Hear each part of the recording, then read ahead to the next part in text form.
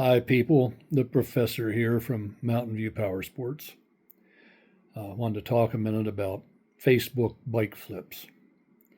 The one thing that people never consider when they buy a bike to flip it, that's a big value thing, is tires.